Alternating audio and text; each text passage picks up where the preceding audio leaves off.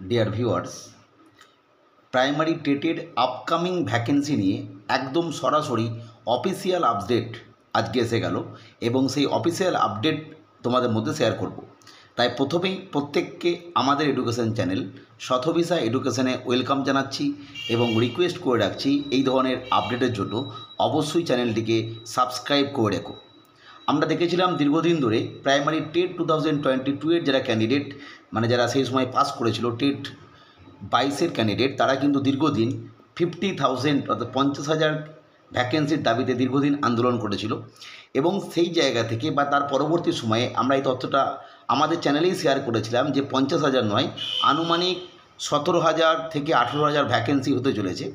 এবং অবশেষে আজকে অফিসিয়ালিভাবে ফাইন্যান্স ডিপার্টমেন্টের যে অফিসিয়াল অ্যাপ্রুভাল, এই সমস্ত বিষয় থেকে যে তথ্যটা উঠে এলো, ডিরেক্ট সমস্ত ডিস্ট্রিক্ট অর্থাৎ 22টা ডিস্ট্রিক্টের প্রাইমারি স্কুল কাউন্সিলের যে রিপোর্ট, সেই অনুযায়ী টোটাল কত ভ্যাকেন্সি হচ্ছে সেটা অফিসিয়ালি আমরা এখানে দেখতে পাচ্ছি।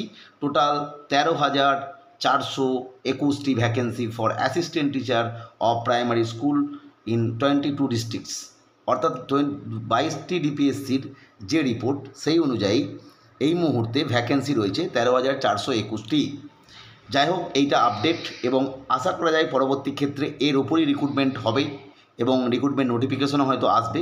যদিও সামনেই ফেস্টিভ সিজন, পরবর্তী ক্ষেত্রে এর পরবর্তী আপডেট আমরা অবশ্যই তোমাদের শেয়ার করব। পরবর্তী আপডেটের জন্য চ্যানেলটিকে সাবস্ক্রাইব করে রেখো। ভিডিওটি দেখার জন্য প্রত্যেককে অসংখ্য ধন্যবাদ।